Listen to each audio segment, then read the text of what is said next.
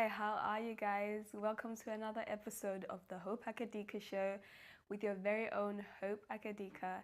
And yeah, I can't believe that we are in the month of February. I love the month of February. It's a quick, sweet one. It comes with all the excitement for the romance. No pressure though, guys. Valentine's Day, if it's going to be self-love, it's going to be couple love, whatever love you're going to be receiving this month, just be open to it and be sure to give yourself that love as well. But guys, this thought cannot get out of my mind. Have you seen what Beyonce is doing to us, the whole world? We're in shambles. We cannot believe it. This woman is actually coming to this UK after all these years. Actually, I don't know how long it's been, but it's been a minute, okay? And you guys are acting up. People are crying. They have 5 laptops open, ready to book a ticket. No matter how early you were, you just know the tickets were still sold out. How?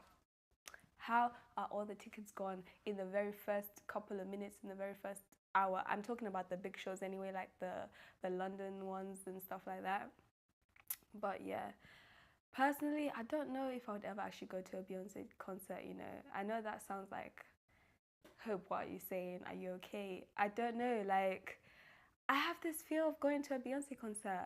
I don't know about you guys, but I'm just like, these are the last days, okay?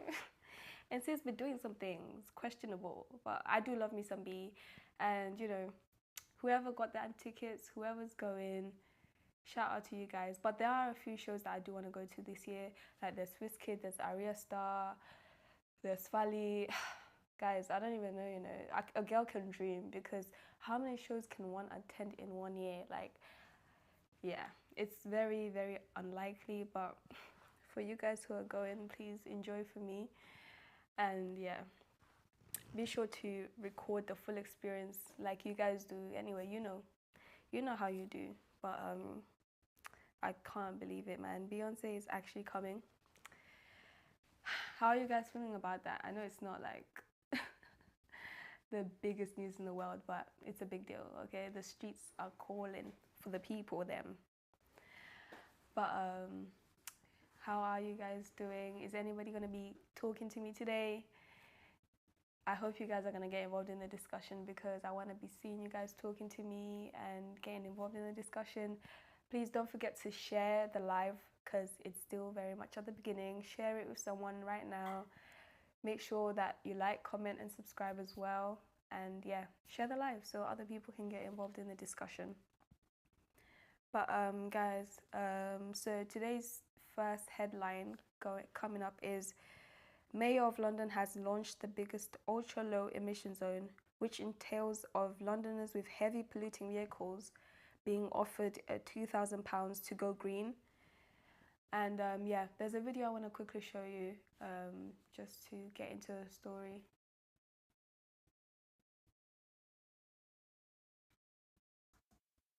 From today, some drivers in London will be able to get up to £2,000 for their car if it's a high-polluting vehicle.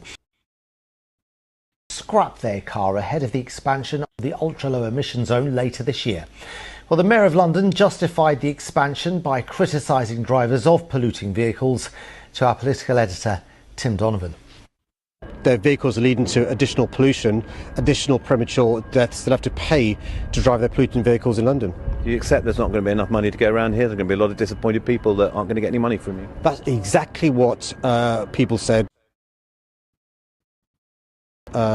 Ultra-low emission zone. When we first launched that, the Conservatives opposed us and said it will make no difference in air quality and people will make the transition. Lo and behold, we reduced the toxic air by 50%. A lot of people on low incomes will not qualify and get this money.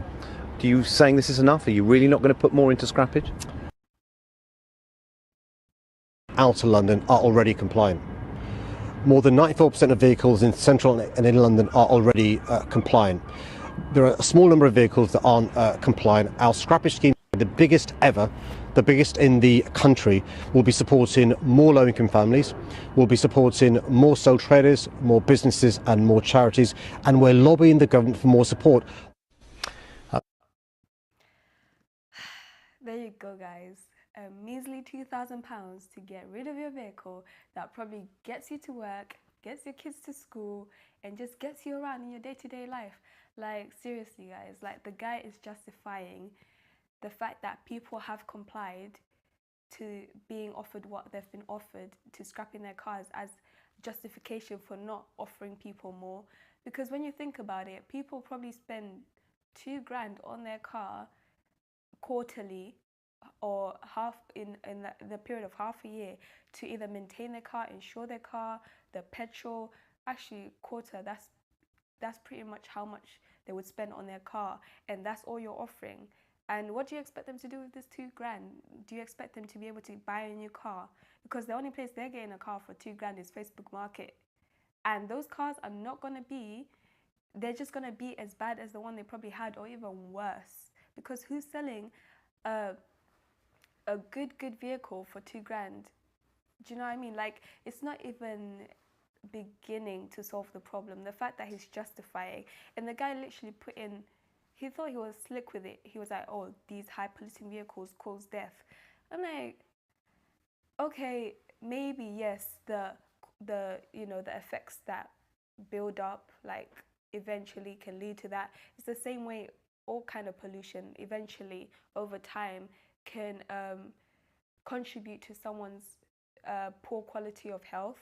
I definitely agree. But for the man to just drop the gem like that, that's very manipulative. And frankly, I think he needs to come back with a better offer, because yeah, the transport system in London is quite good, to be fair. Like, especially the whole underground, the buses, very frequent, very regular, very efficient.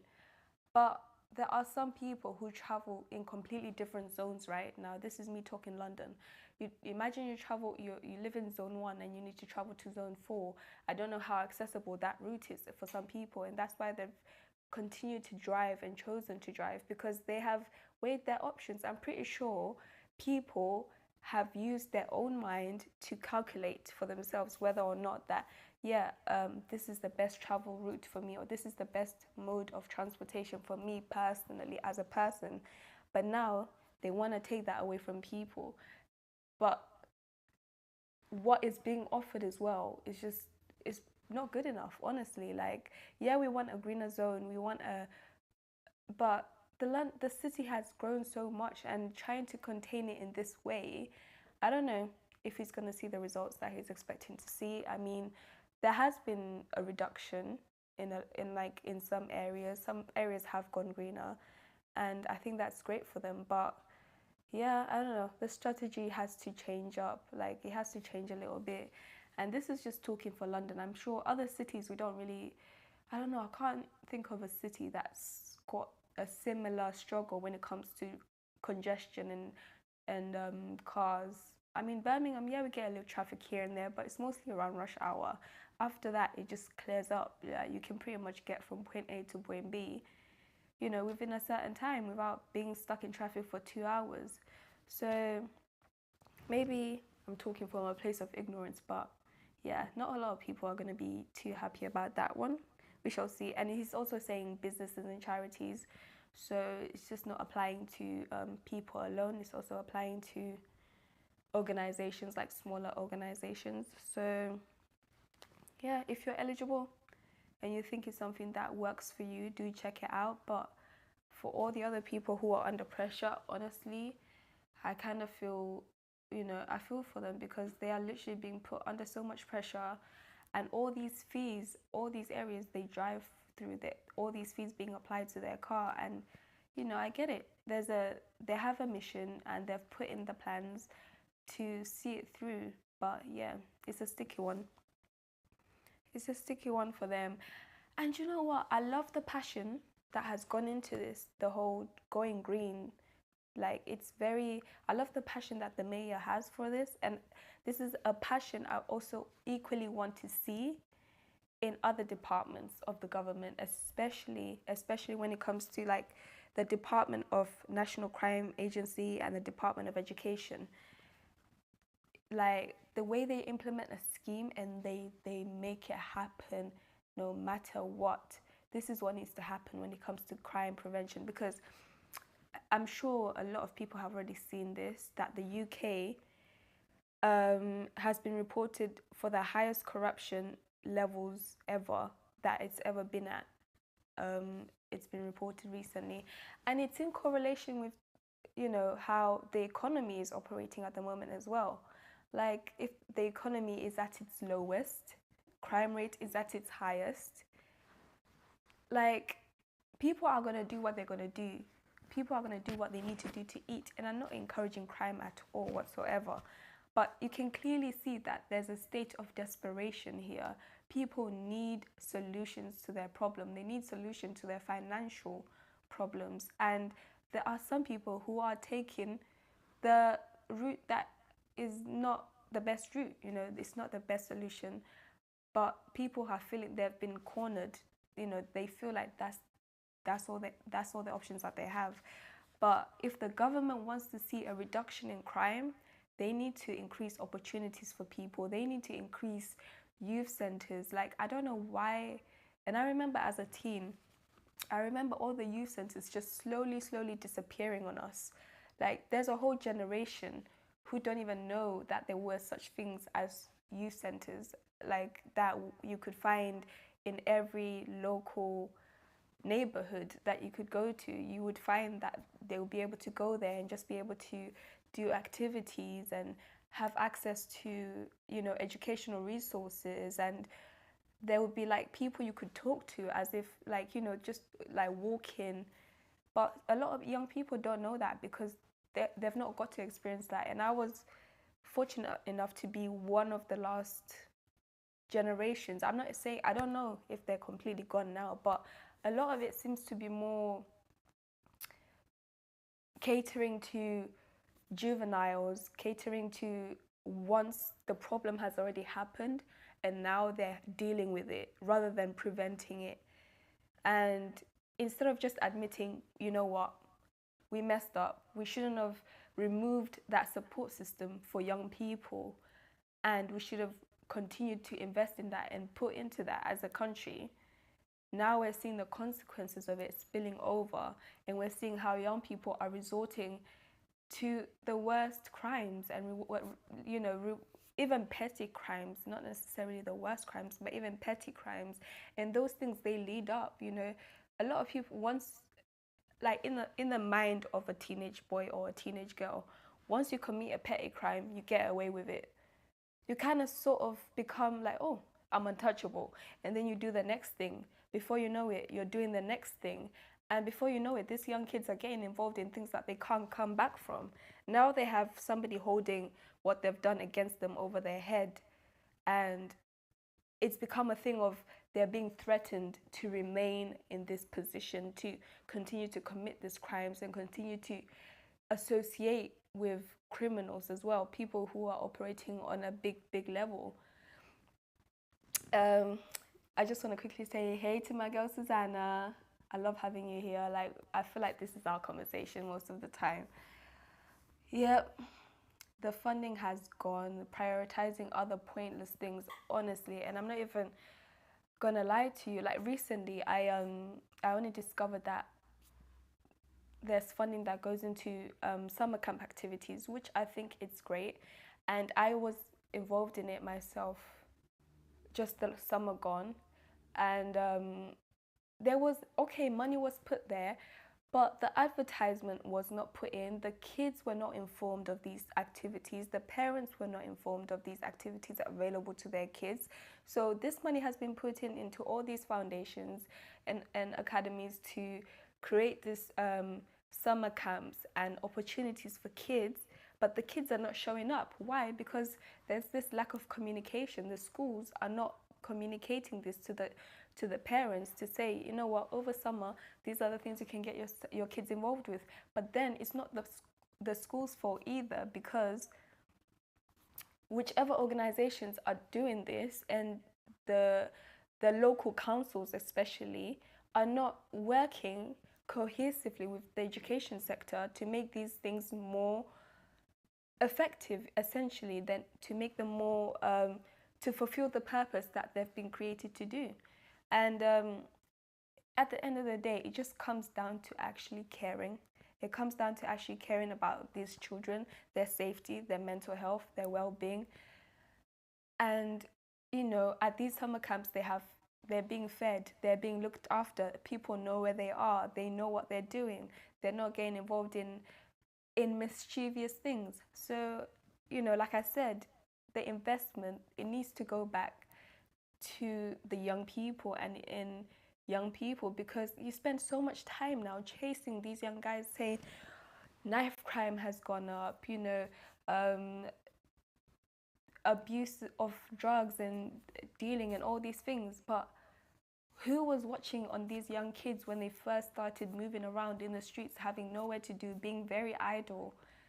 It was being idle and being desperate for, maybe their parents are working day and night. And this is the case for a lot of people who have told their stories. You know, their parents, maybe immigrants, working shifts back to back, not having the time in the house to cook the children the meal, and these kids are not being able to cook that meal for themselves, and then they go in the street, and then somebody offers them one thing, and then one thing leads to another, and somebody's whole life is sort of molded as a result of this experience. So this is literally an appeal to government agencies, local councils, and anybody in a position of authority who genuinely, you know, who says they care for the youth, because the youth at the end of the day are the future. And if the youth are not being guided, they're not being protected, then we will continue to see the things that we're seeing in society that we don't want to see, because there's a cause and effect, and they're interconnected. If we can fix one thing, it's going to lead to the next problem becoming less and less, and we'll be seeing fewer and fewer of the problems that we don't want to be seeing out there in society today. But yeah, speaking of, you know, groups in society and not being protected, this is an aging population, right? The UK is an aging population, meaning that older people are living longer. As a result, there's a lot more older people in society. And when you become an adult, especially after retirement, especially after your mobility is affected, maybe your physical health is affected, you become very vulnerable. And as a result, you need to be taken care of again, just as you needed taken care of when you were once a child, or, you know, when you were once growing up. And the roles reversed now. They've taken care of us, now we need to take care of them. But this is not happening, and it's such a shame, because I just read a horrific story talking about how British gas debt collectors are breaking into vulnerable people's homes and forcing them to fit meters into their homes, because I'm not sure your experiences of how your gas and electric work, guys, but there's some where you top up on the go, so it runs out, your lights go off, your water goes off, and then you need to top up to get those lights back on in the house. But then there's some people who have been on the program where you're paying a monthly payment, and your lights and your hot water will continue to go on. And obviously some people have raked up in the debt because they just can't afford it. Like, the bills have been, you know, they've been out of the roof. Like, the interest rates have gone out of the roof, and what we're paying for things has just, especially gas and electric, we've been talking about this for almost half a year now, just a little bit over half a year. We've been experiencing these problems. After summer, that's when we felt it, right? And yeah, like, I'm not even gonna lie, I felt personally recently we were forced into a situation where we had to also change our system of how we top up our gas and electric. But, you know, it's just not right. Let me just read from the comment section. They are amazing, supporting the community's young people. Their advertisement is just not enough, unfortunately. This is what I mean. And I'm sorry to say, but this is just another thing for them to say, to tick off in their book, to say, yep, we created the opportunities, we put the scheme out there, it was up to the people to use it. No, it's not good enough just to tick off something in your checkbook, or to tick off something in your task book in your office and say that you've done your part, the rest is up to the people. how can the people know what you're doing in your office when you're not interacting with the people, right? And recently, I've got involved in my local council, and the conversation that I've been having with the people in the council has been eye-opening. Guys, I'm telling you, there's such a disconnect. Like, there's genuinely no harmony between the the providers of the services and the receivers of the service. I don't know where the miscommunication comes from, but clearly the communication is not that great, and people need to communicate with their local councils, the housing department, whatever it is, because you are there thinking, oh, these people, they don't take us seriously. When we say we have molding in our house, nobody cares. When we say this and that, nobody cares. But there's a genuine disconnect and lack of communication, and that's what needs to be rebuilt. And also another thing of just looking down as well on residents and thinking that certain areas and certain classes, okay, yeah, that's fine. That, you know, when you don't know something, it's very natural sometimes to create a whole stereotype in your mind about how someone is or how they live their life. But if you're not actually communicating with the people and get involved with the people, there's just going to be continue to be that thing of, yeah, they're like that and we're like this, and nothing is getting done really.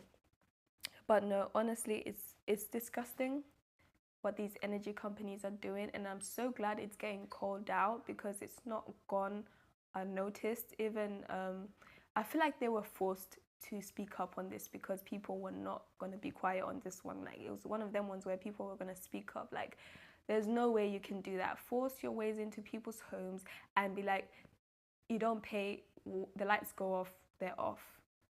Like, the heating goes off, if you don't pay, it's gone, it's gone. Like, and you're doing this to vulnerable people. It's so inhumane, and I can't even believe this is happening in the UK. It's such a shame because like the water companies, like, water is an essential basic human need, right? It's like a fundamental basic human need. And they wanted to compare. There's a guy who came and spoke on Sky News, and he wanted to compare the situation between water and electric. I'm like, first of all, yes, they're both equally essential, but it does not mean that the water company have not equally tested people, because why is water even costly in the first place? It should be, if it's not free, it should be at least, you know, anybody should be able to afford it. So let's not even praise the water companies for that, because again, another essential basic human need that we don't need to praise them for. They just need to provide us with water, you know. But and that's not even to not recognize the countries that have to, you know, have go fetch their own water, or countries whose water is not being cleaned or purified on their behalf. Not that our water is that clean anyway. So guys, still purify your waters if you're drinking from the tap, you know. But yeah, honestly, it's one of those things. I really hope that there's a quick resolution to that one, and it doesn't go on for too long, especially now that it's out in the open and that we know what's going on. I really hope that there's a quick resolution for those who have experienced this unjust behavior. And guys, speaking of something that has been spoken about and debated in the news over the past week, I don't know if you guys know who MrBeast is. He's a YouTuber. His actual name is Jimmy Donaldson, and he's actually the highest paid YouTuber on the whole platform, I believe. I believe he's the highest paid YouTuber on the whole platform. And he posted a video 4 days ago about eye surgery that he has been sponsoring. He sponsored an eye surgery for 1,000 people, right? Which is a great thing. I believe he did this in America and all across the world as well. And apparently the surgery is only about a 10-minute procedure, and all they do is replace, you know, the little inside circle bit in your eye with like a artificial one, and that basically fixes.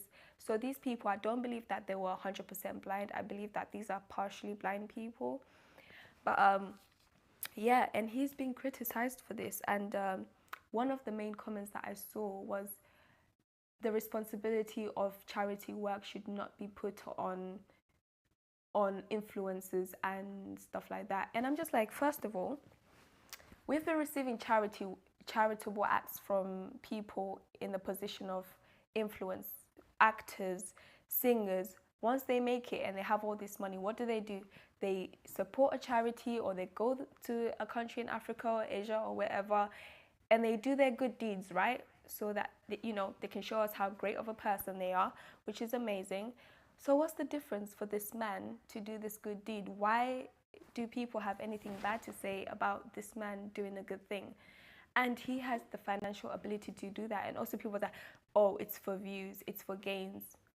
People are literally receiving their sight, which is life-changing.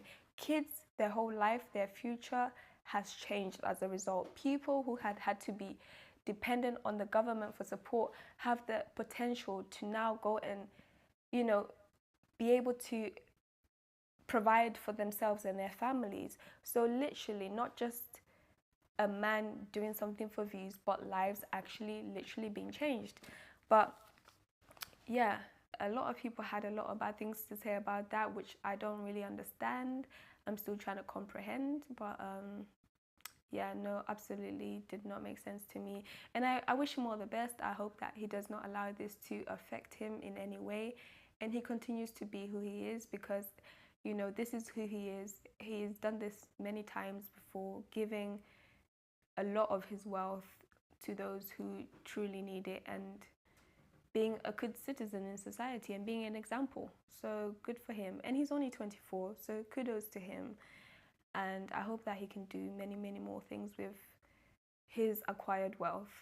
But guys, thank you so much for joining me tonight. And thank you so much for joining me tonight. I really enjoyed the topics that we've got to discuss today. I felt really passionate about the youth and, you know, the activities and stuff like that. I really hope that even as summer's coming up now, you know, kids they have to get involved in things. And even you, like, just know that even if they're not out there and people don't see them being advertised, as a parent or as a sibling, an older sibling, just know that there are activities for your children to get involved in. So even if the schools are not making them known to you, or they're not being advertised in your local, just go to your local library and find out what your kids can get involved in, or your siblings can get involved in. But yeah, thank you for today, guys, and I hope you have an amazing evening. Don't forget to like, comment, and subscribe, and get involved in the discussion even after this.